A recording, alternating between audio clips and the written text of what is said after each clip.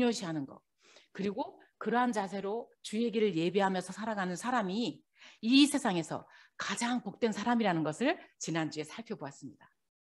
오늘은 파송받은 제자들이 와서 보고를 해요.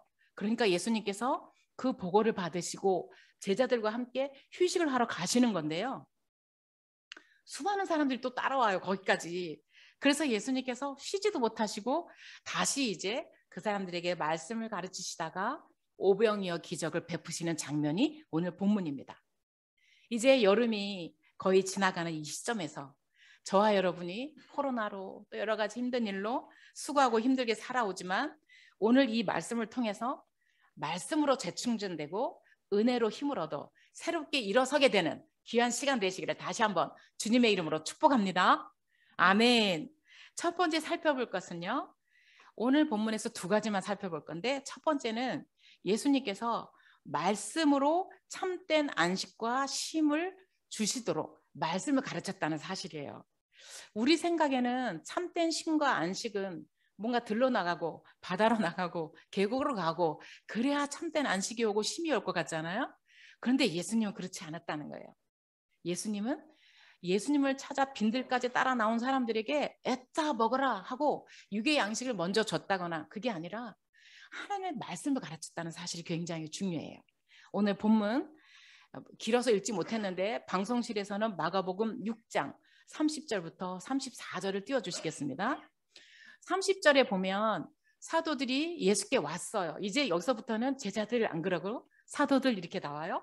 예수께 와서 전도 파송받고 귀신을 쫓아내고 많은 사람이 예수께 온 이런 놀라운 병을 고치고 이런 일들을 이제 낱낱이 보고합니다. 그랬더니 31절과 32절에 예수님께서 수고했어. 정말 수고했어. 너희 이제 따로 한적한 곳에 가서 쉬어라. 이렇게 이제 말씀하셨어요. 왜냐하면 사람이 너무 많아서 쉴 틈도 없고 근데 물 먹을 틈도 없었을 것 같아요. 음식 먹을 겨를도 없었어요.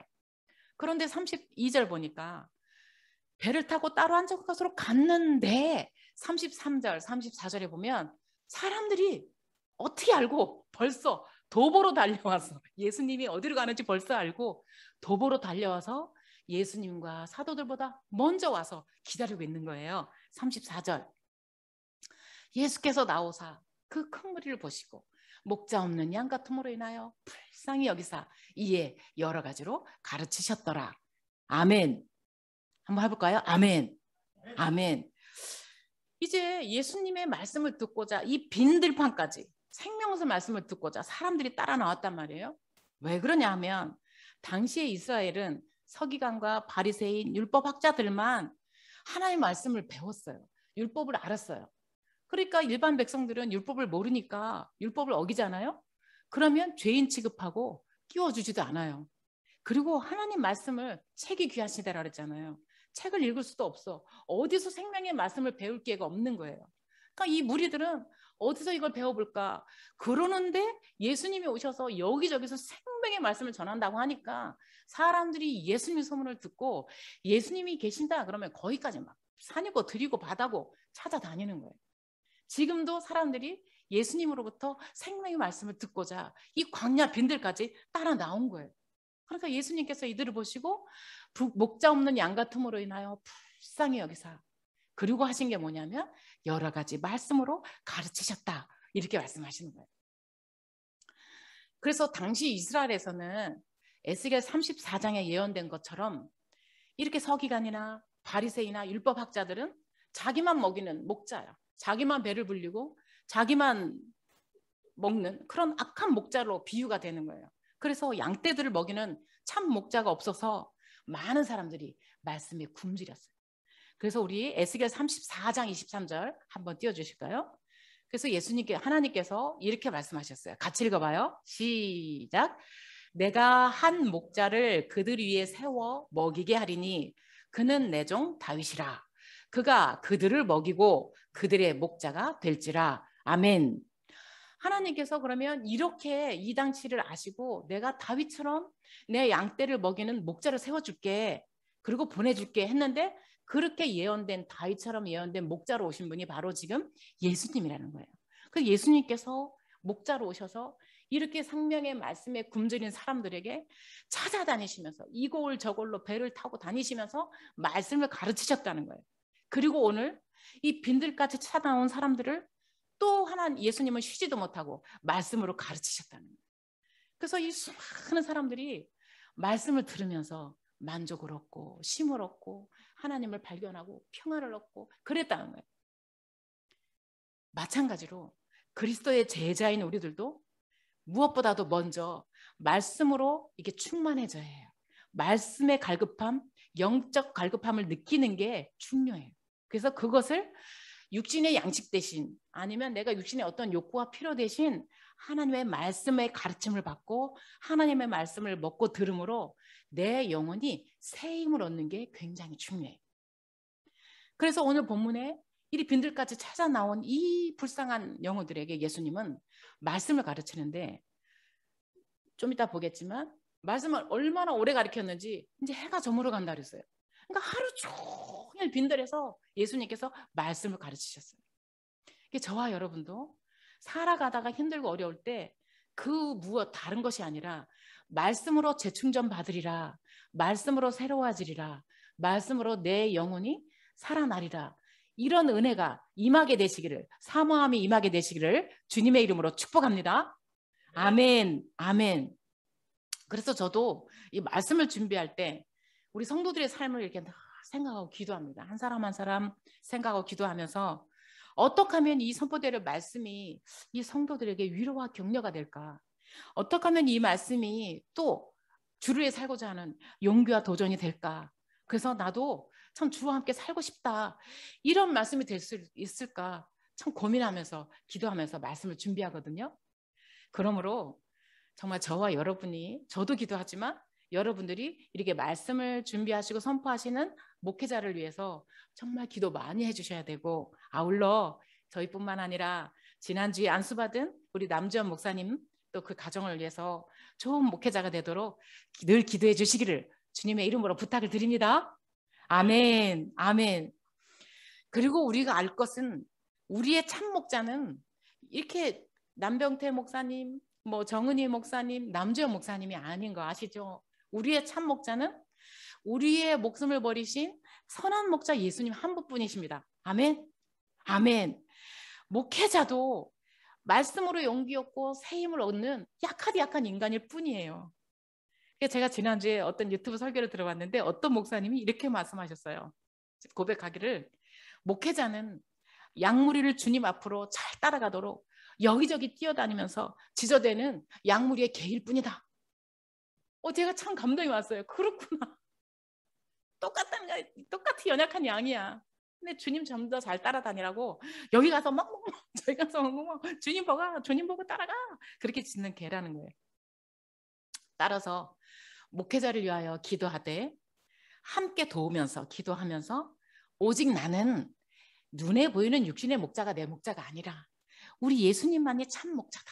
그걸 인식하시고 늘 그분께 나와서 아뢰고 그분께 도우심을 구하기 힘쓰겠다는 신앙의 결단이 오늘 저와 여러분에게 서시게 되시기를 주님의 이름으로 축복합니다. 아멘. 그러므로 코로나로 혼란하고 힘들어요. 그리고 이 시대에 우리는 다시 한번 참목자 되시는 예수님, 그 예수님이 지금도 나를 붙드시고 우리 가정과 우리 교회를 붙드시고 나의 학교, 나의 직장, 내가 가는 그 모든 곳에 함께 계심을 믿고서 오직 그 말씀을 붙들므로 참된 안식과 쉼을 누리고 용기와 새 힘을 얻는 주님의 귀한 양들 다 되시기를 주님의 이름으로 축복합니다. 아멘. 두 번째 생각해 볼 것은 우리 예수님께서는 오병이어 기적을 표적으로 베푸셔서 영혼의 충만함과 안식을 누리도록 하셨다는 사실입니다. 한번 따라 보겠습니다. 오병이어 기적을 표적으로 베푸셔서 영혼의 충만함과 안식을 베풀어 주신 예수님. 네, 이 우리 오병이어 기적에 대해서는 상당히 다른 영적으로 볼 필요가 있는데요. 먼저 마태복음 14장 12절에 보면 침례 요한의 제자들이 요한이 죽었음을 예수님께 나와서 보고하는 장면이 나와요. 그러니까 오병이어 기적 전에 이 장면이 같이 있어요. 마가는 생략했는데 마태는 그걸 기록했어요.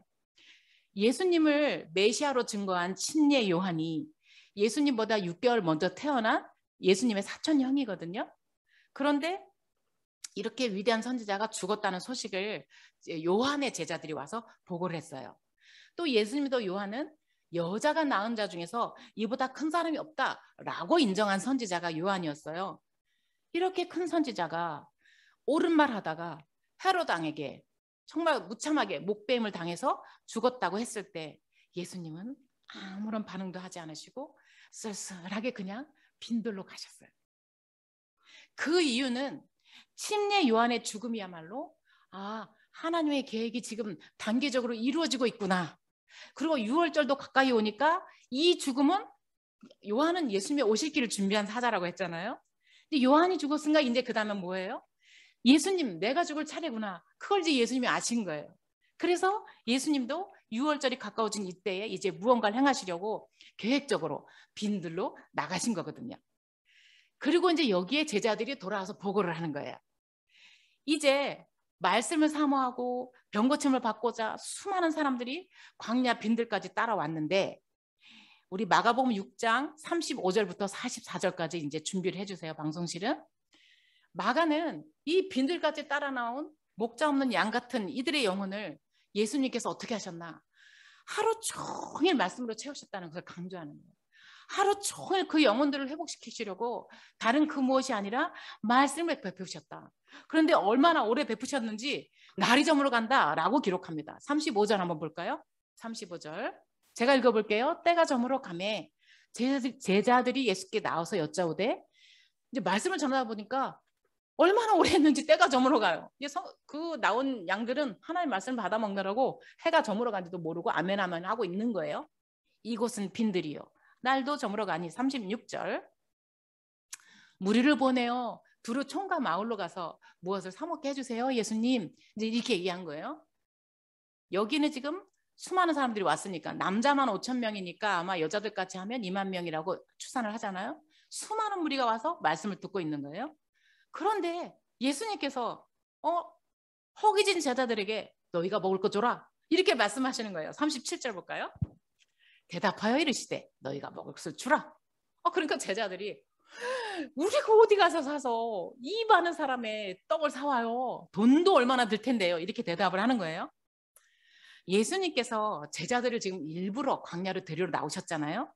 이것은 제자들에게 방전된 그 에너지를 충전하고자 하시는 목적이 있었고 두 번째는 예수님께서 특별히 하시는 일, 놀란 능력을 보여주시기 위해서 지금 광야로 온 거란 말이죠.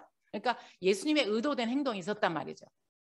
그런데 제자들은 이때 알아챘어야 돼요. 왜냐하면 제자들을 파송하실 때 돈 하나도 가져가지 말라. 그렇죠? 옷도 2벌 가져가지 마라. 신발만 가지고 지팡이만 가지고 와라. 이렇게 했었잖아요. 그러면 이때쯤 이 시점에서 제자들은 예수님께서 먹을 것을 주라 하는 거 보니까 예수님이 먹으실 모양이네 라고 알아챘어야 되는 거예요. 그런데 그걸 못 알아챘어. 그러고는 예수님 돈도 없어요. 가게도 없어요. 갑자기 이만한 사람 떡을 얻어서 이렇게 대답을 하는 어리석은 모습을 보이는 거예요. 그러니까 이제 예수님께서 38절부터 또 한번 띄워주시면 너희가 가서 떡이 몇 개나 있는지 가서 봐라.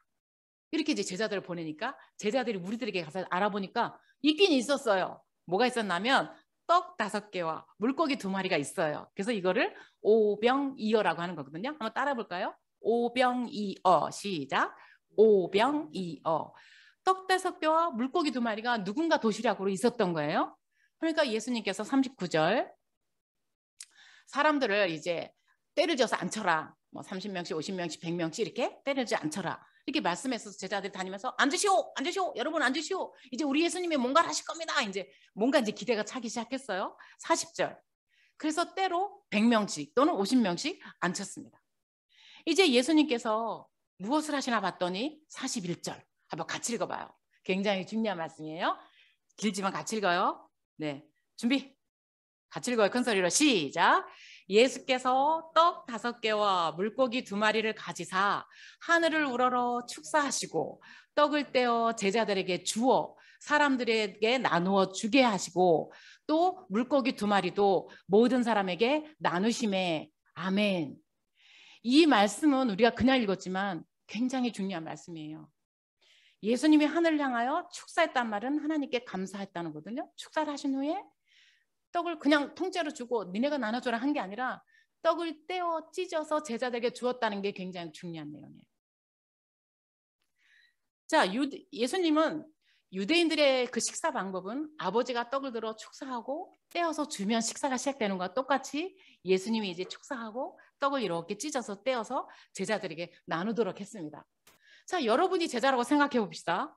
떡을 이제 받았어요. 찢어진 떡, 물고 이렇게 받았는데 이거를 나누는데 저는 궁금해요. 언제쯤 기적이 일어났을까? 성경에는 나오진 않아요. 이걸 받았을 때 떡을 찢은 거 받았는데 이게 불어났는지 줬는데 내 손에 또 있었는지 모르겠으나 어쨌든 기적이 일어나기 시작했다는 거예요. 떡을 찢어 나누고 사람들에게 나누도록 명하시고 도시락 한 개 가지고 또 물고기도 그렇게 나누라고 했는데 나눠주고 오면 또 있고 나눠주면 오면 또 있었는지 나누다 내 손에 있었는지 모르나 어쨌든 예수님께서 기도하시고 축사하신 후에 이 오병이어가 계속 나와요. 계속 넘치는 계속. 그래서 이 남자만 5,000명이 다 먹었어요. 그리고 우리 오늘 본문이에요. 42절 볼까요? 다 배불리 먹었어요. 43절에 남은 떡 조각과 물고기를 거두었어요. 그랬더니 몇 바구니가 남았다고 그래요? 예, 대답 한번 해보세요. 몇 바구니?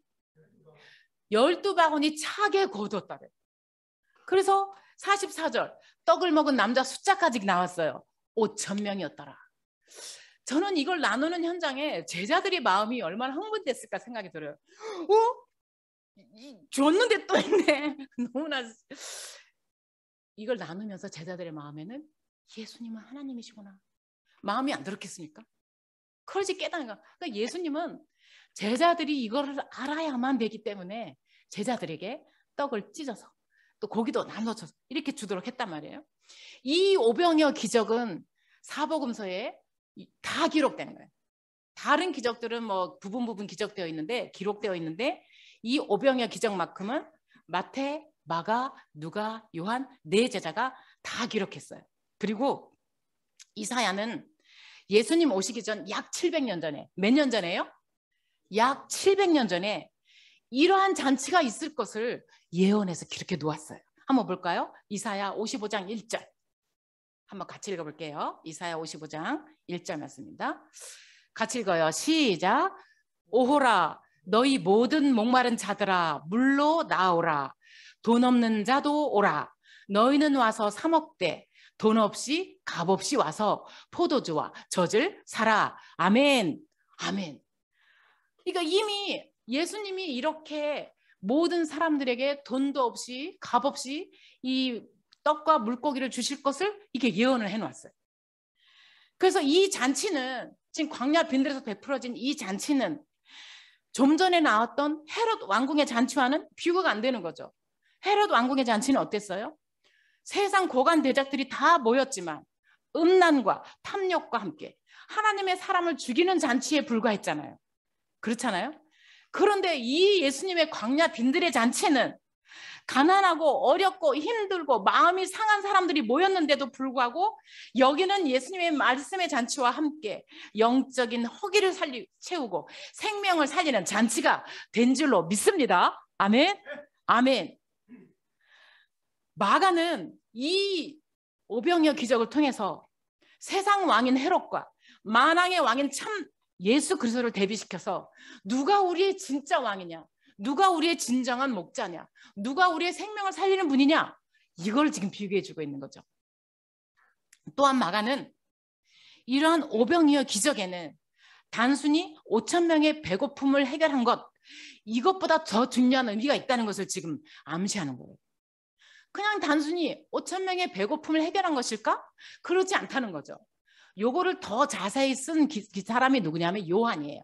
우리 요한복음 볼게요. 요한복음 6장에 보면 26절, 27절을 한번 준비해 주세요.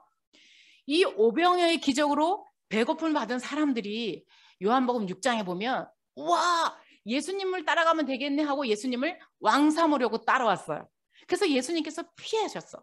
그런데도 끝까지 따라와서 예수님을 왕 삼으려고 해요. 그 무리들에게 예수님께 이렇게 경고하셨습니다. 26절 볼게요. 예수께서 대답하여 이르시되 내가 진실로 진실로 너희에게 이르노니 너희가 나를 이렇게 산으로 둘러 빈들로 나를 찾아온 것은 표적을 본 까닭이 아니요 떡을 먹고 배부른 까닭이다. 이렇게 말씀한 거예요. 이 표적이라는 것은 뭐냐면 예수 그리스도 메시아가 바로 하나님이시다라는 기적을 표적이라 하거든요.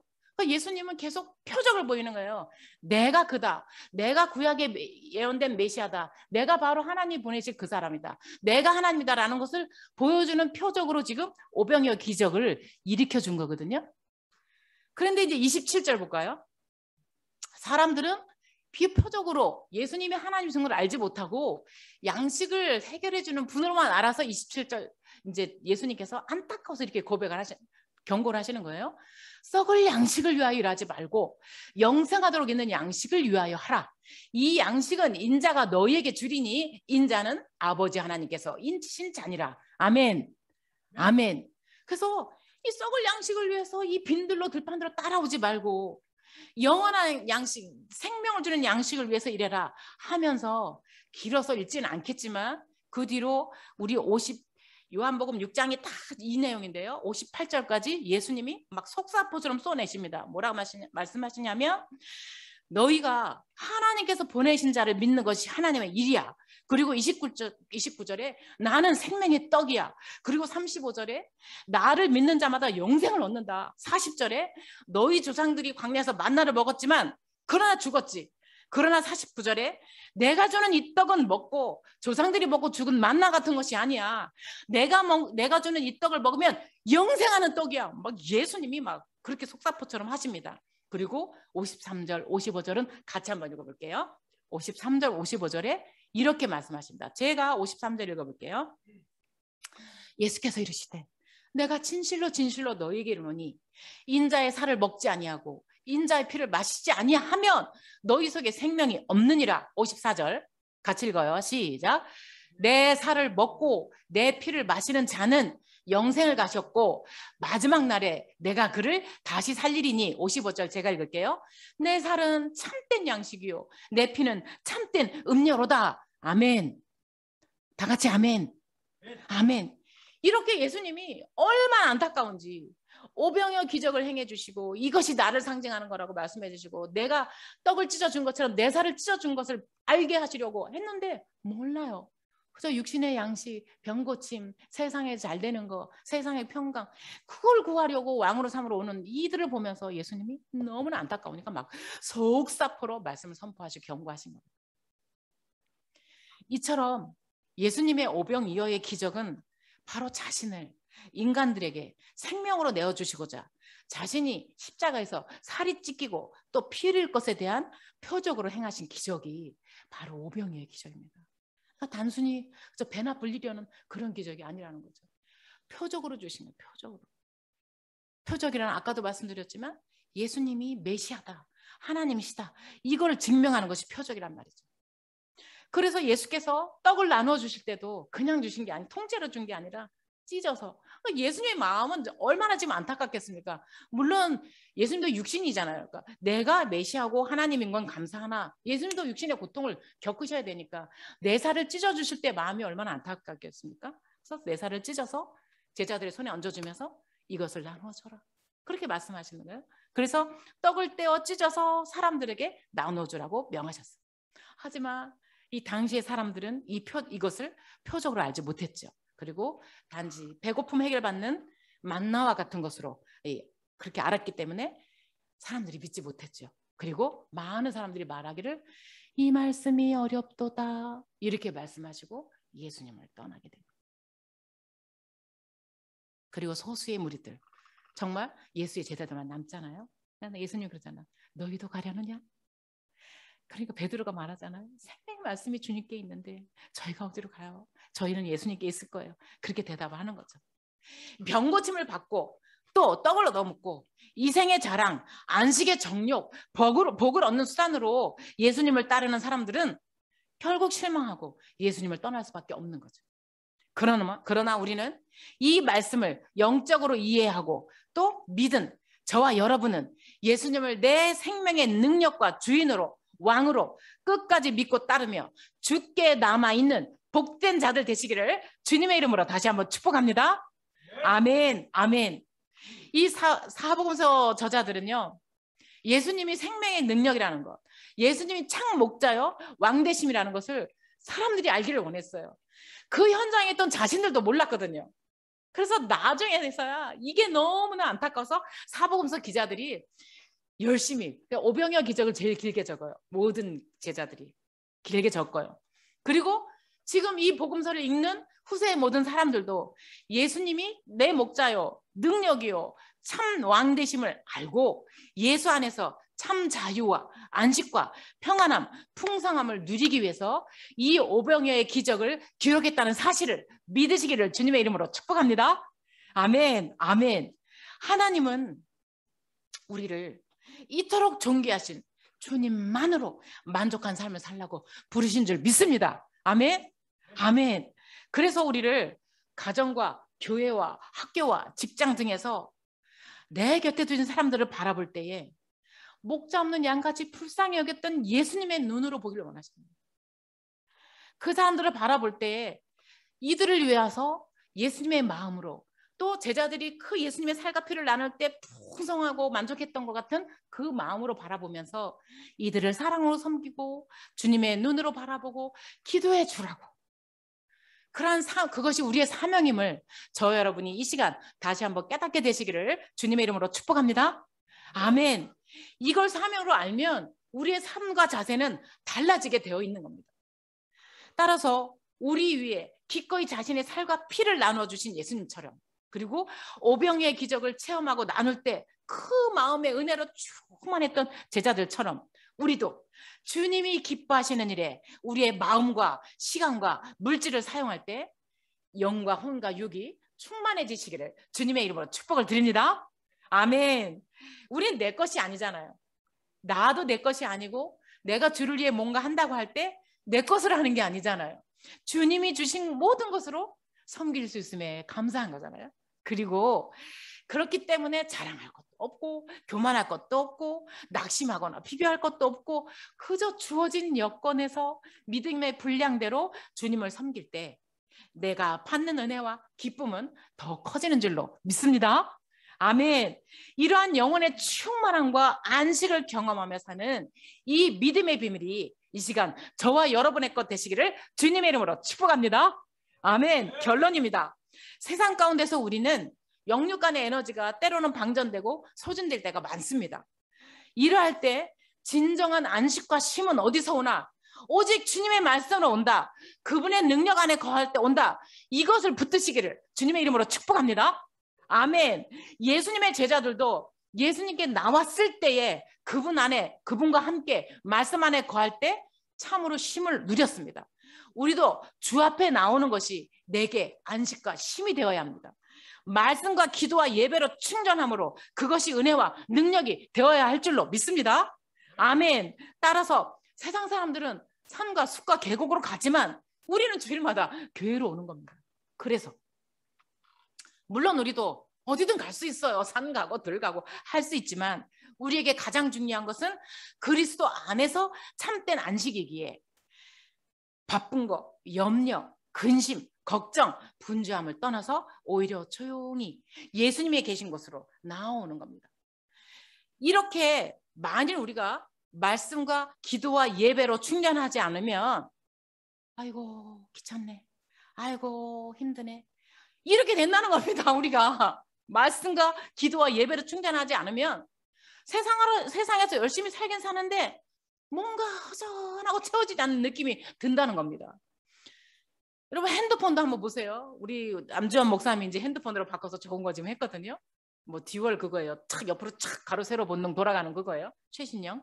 그런데 아무리 최신형 핸드폰도 쓰기만 쓰고 충전하지 않으면 제 기능을 못합니다. 아무리 좋은 차라도 연료로 채워지지 않으면 그냥 고철덩어리입니다. 우리 그리스도인들이 말씀과 기도와 예배로 날마다 충전하지 않으면 그냥 세상 사람과 다를 바가 없는 겁니다. 그렇기 때문에 나도 힘들고 내 문제로 내 코가 석자일지라도 믿음대로 살려고 몸부림칠 때 이상하게 은혜가 넘치는 거예요. 나와 지체들 위해서 기도하려고 마음만 먹어도 이상하게 은혜가 충전되는 겁니다. 따라서 어려운 가운데서도 주와 복음과 교회 위에 애쓰는 삶, 지체들의 필요를 채우며 기도하려는 것 자체가 기쁨과 충만함이 되시기를 바라고, 함께 곁에 두신 사람들과 함께 믿음의 길을 가려는 것, 이 자체가 새로운 우리의 영적 에너지가 되시기를 주님의 이름으로 축복을 드립니다. 아멘. 그러므로 날마다 말씀을 읽고 묵상하고 예배에 참석하고 기도하고 지체들과 삶을 나누고, 이런 것이 우리에게 진정한 영적인 휴식과 진정한 재충전이 되는 것을 믿으시고, 이 일에 오늘부터 다시 한번 좀 더 힘쓰시는 저와 여러분 되시기를 주님의 이름으로 축복합니다. 아멘. 또한 내가 사는 게 힘들다고 이렇게 느껴질 때가 있잖아요. 그리고 인간관계에서 힘들어, 마음에 들지 않는 일들이 발생해. 그럴 때 우리 믿는 사람들은 내가 하나님의 은혜가 방전됐구나 라고 느껴야 되는 거예요. 다른 사람에게 문제가 있는 게 아니에요. 내가 하나님의 은혜가 방전됐구나. 한번 따라해 봅시다. 내가 하나님의 은혜가 방전됐구나. 아멘. 이렇게 생각하시고 빨리 말씀과 기도와 예배로 충전하는 일에 얼른 돌아서게 되시기를 주님의 이름으로 축복합니다. 아멘.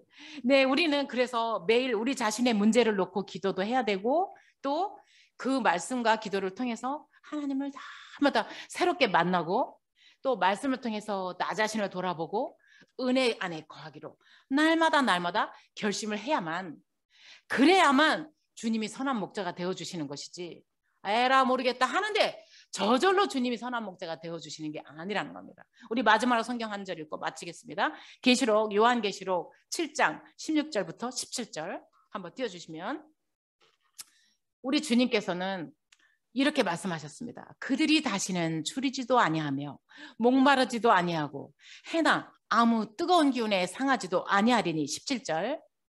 이는 보좌 가운데 계신 어린 양이 그들의 목자가 되사 생명수 샘으로 인도하시고 하나님께서 그들의 눈에서 모든 눈물을 씻어 주실 것임이라. 아멘. 아멘. 우리가 우리 인생길에서 힘들고 어려운데도 이렇게 내가 말씀과 기도와 예배로 주님께 붙어 있겠다고 결단만 해도 예수님은 그를 상하지 않게 하고 그 모든 눈에서 눈물을 씻어 주신다는 것, 이렇게 말씀으로 약속해 주신 겁니다. 세상이 요란하고 어수선한 이때에 내 모든 상처, 불안, 절망을 누가 싸매어 주나요? 사람이 하나요? 안 합니다.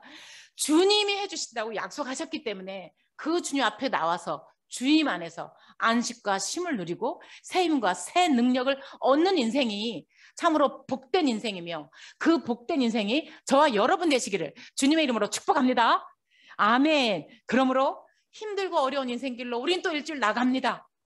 그때 나와 동행하시는 그 주님을 인식하고 붙드시고, 지금까지도 함께 하신 주님이 앞으로 나와 영원히 함께 할 것을 기대하고 소망하면서 말씀과 기도와 예배로 충전하여 내가 어떤 어려움이 있어도 나는 주를 붙들고 참된 안식과 쉼을 누리며 회복이 저와 여러분의 삶 속에서 늘 샘솟도록 일어나게 되시기를 주님의 이름으로 축복합니다.